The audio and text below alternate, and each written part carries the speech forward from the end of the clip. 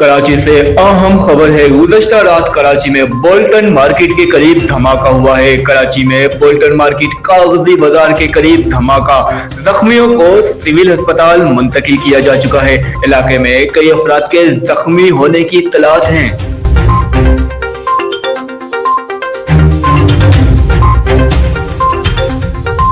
Bolton market Mithadar थाने की police van पर धमाका, धमाके की नौयत का अंदाजा लगाया जा रहा है। धमाके में जानी और माली नुकसानात का जायजा भी लिया जा रहा है। एक बार फिर आपको बताते चले, कराची में खौफनाक बम धमाका,